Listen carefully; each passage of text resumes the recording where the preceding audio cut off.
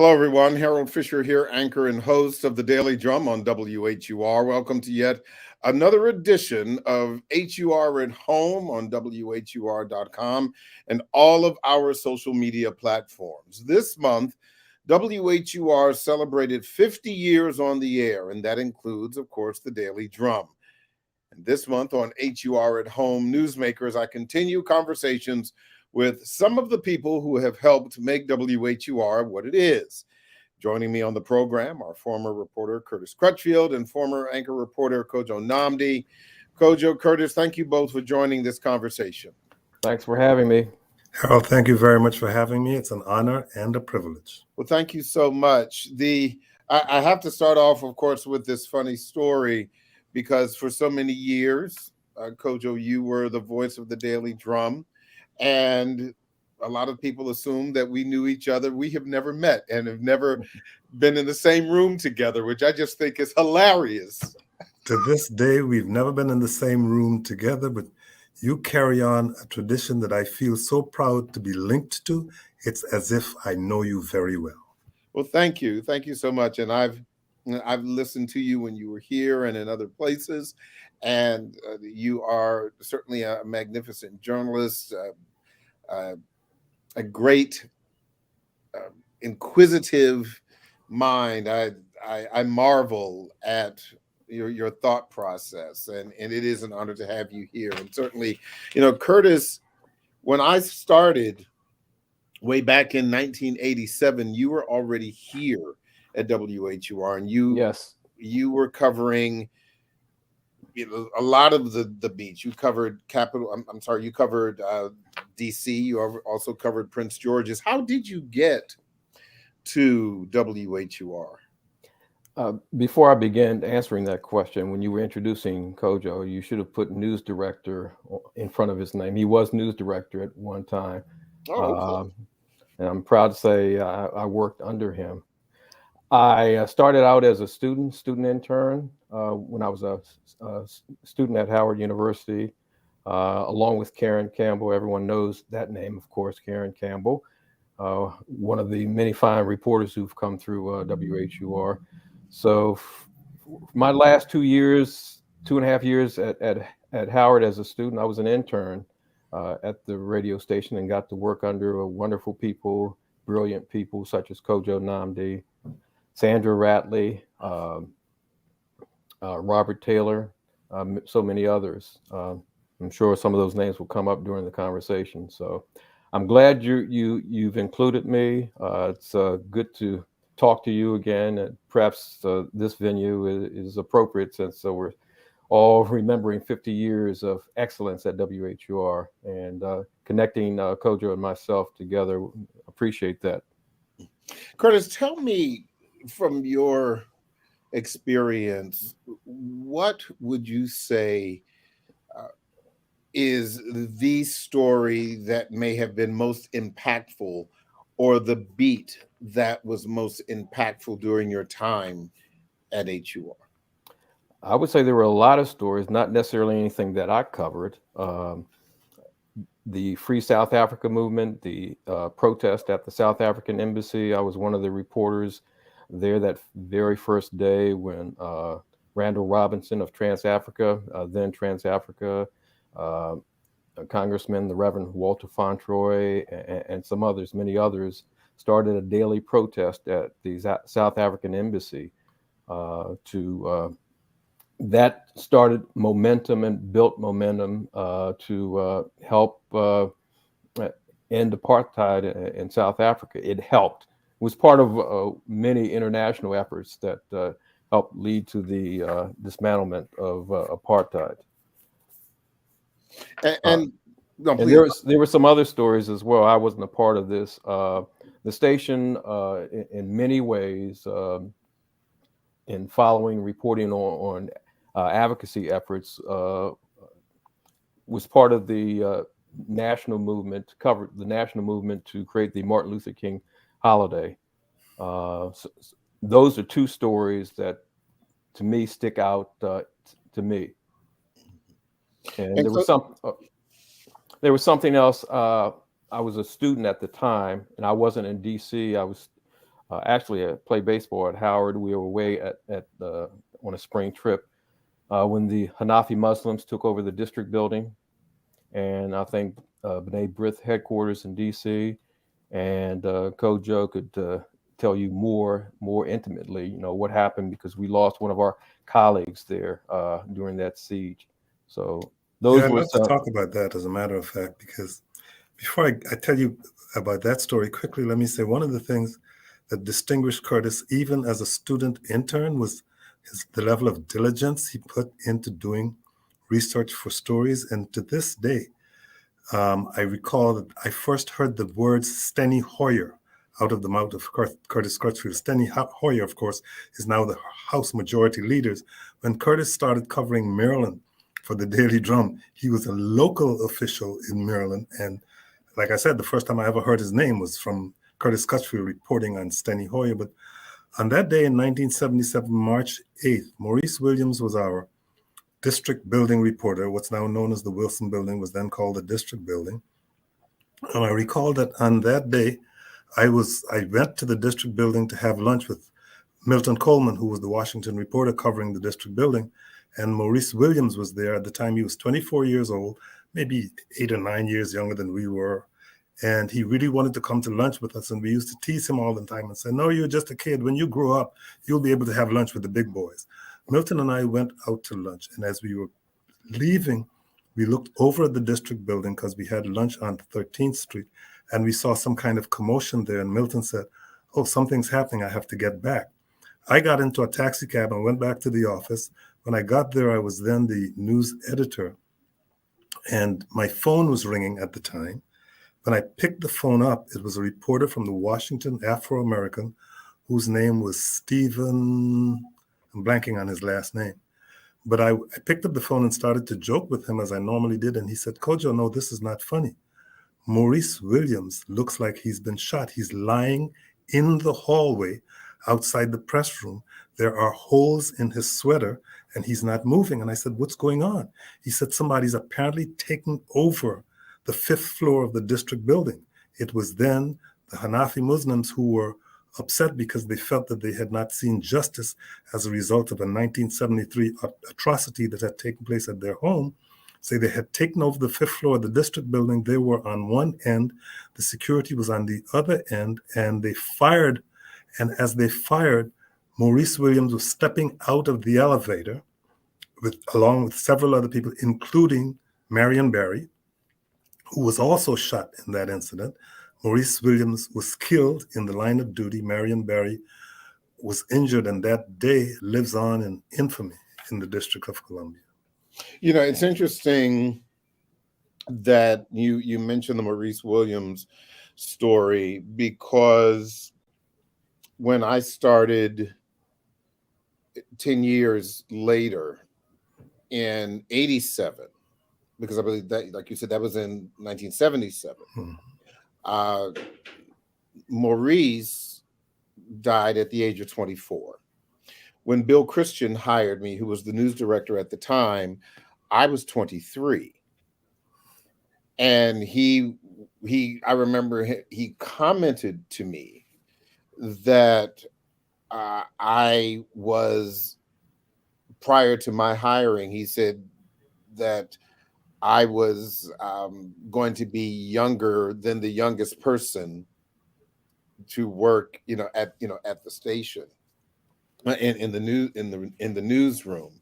And he mentioned Maurice Williams. Well, I remember the Hanafi Muslim takeover of the district building, and even to this day, as a person who was born in DC and raised in Prince George's, I still call it the district building. I don't think I still have to correct myself when I'm writing copy to call it, the Wilson building. But I do remember, and also remember when I started, because a lot of times, Curtis, you and I would, as things would go, we would have to trade off. Sometimes you would cover Marion Barry. Sometimes you wouldn't be out in Prince George's or wherever else. You would have to go down. And there's a plaque. There was a plaque on the 5th floor where, of course, the district building has been renovated and changed. But back then, there was a plaque honoring Maurice Williams where the old press room was, right across the hallway from the elevator.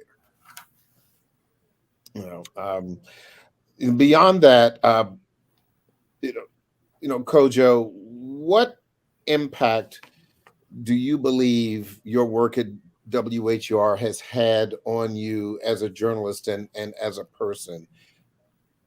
Well, I'm glad that you are the person who asked me that question, because WHUR launched my career in broadcast journalism. WHUR was a one-of-a-kind radio station when it first got started. It was just about the first Black-owned FM station in the country at a time when FM was just beginning to take over in terms of music play, because prior to that, FM had been generally associated with classical music. WHUR came along. It was in the middle of the dial, unlike a lot of the older Black radio stations, the Black formatted radio stations that were at the end of the dial. So it was central. It was unique because it was singularly owned by Howard University. It wasn't owned by anybody who owned it chained. And it gave me the opportunity to start a career in broadcast journalism. But then in 1984, I had the opportunity, after being news director, as Curtis said, to create the program that you now host called Insight. And that program is what launched my second career as an interviewer, the career that has essentially kept me alive and kept me fed since 1984. And so it is particularly fortunate for me to have the opportunity, never having met you in person, to talk to the person who carries on that legacy on Insight every single day, to say that I am proud of you and really proud that HUR is what helped people like you and me to be able to foster careers as interviewers in broadcast journalism. Well, it's fun.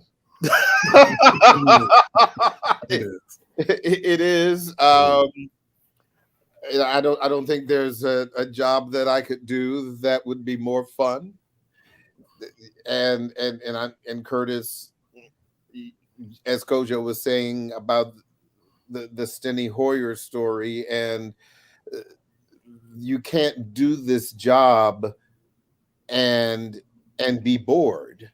And one of the things that, as Kojo said, about you, your diligence, your seriousness that you brought to this job is something that even as a very, very young reporter, I always, admired. There was, an intensity to your reporting that that is, I would say, at that time was unparalleled. I guess I would have the same question for you. What impact would you say your time at WHUR had on your life and on your career? You have to let me go back to the fact that I started as a student intern there. I was an intern for about 2 years, then a part-timer, and eventually a full-timer. In a lot of ways, I feel like I grew up at WHUR, working under Kojo, working under Sandra Ratley. I mentioned her name, Robert Taylor. And during that time, the WHUR, to me, had probably, as a group, probably the best news operation in town. We covered stories. Kojo was on, before he became news director, he covered the Labor Department, covered Capitol Hill. We had Mohammed Samora, who did reports on Africa, the diaspora. Margaret Summers reported on Capitol Hill. Ivy Young, Kathy Fluellen. I learned so much from them. In some ways, I think I kind of was a sponge. I felt like a little brother, learning and growing, watching them. So I think as a group, working with so many bright and talented people, energetic people, I think that inspired me. So, as a student and then as a co-worker, I would say they as a group impacted me, taught me a lot, scolded me occasionally when I needed it. Kojo had taken me to the woodshed a few times, which was deserved. A few other people did that, but that's what young reporters have to go through. Yes. And that, I think, is a really important point, young reporters, because we fed off of one another's energy. We were never really in competition, but everybody wanted to get out there and bring in the best story every single day. And I think that is what made us the kind of news team that we were. And I'm so glad that Curtis mentioned all of those names. I could add a few others like Ben Dudley. I could add Ben Johnson. I could add a few more names, but it was Karen Raper. It was a heck of a news department. Penny Mickleberry, who went on to become news director at Channel 7 WJLA. That's right. And I think she's written a couple of books as well. Sure has. Don Agers, we talked about having Capitol Hill reporters, local reporters. Mm-hmm. Don Agers covered the White House. Sure did. So I would agree. I would say also that, of course, the names that stick out, and we've spoken to him and others, of course. We've spoken to Enid Doggett, spoke to Enid last week, Derek McGinty. Oh, yeah.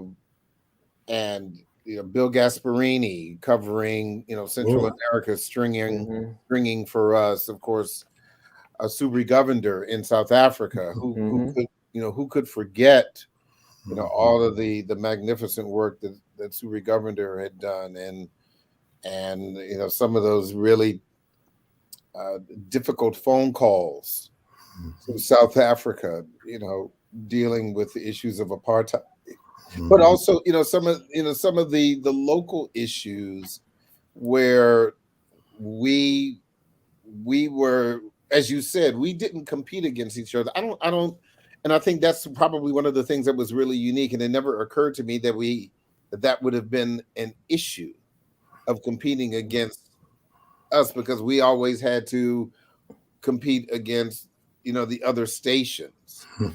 Getting everything out, because I think in the end, I was running back and forth between Rockville and Upper Marlboro, covering both Prince George's and Montgomery County, covering Sidney Kramer in Prince George's and Paris Glendenning in Upper Marlboro.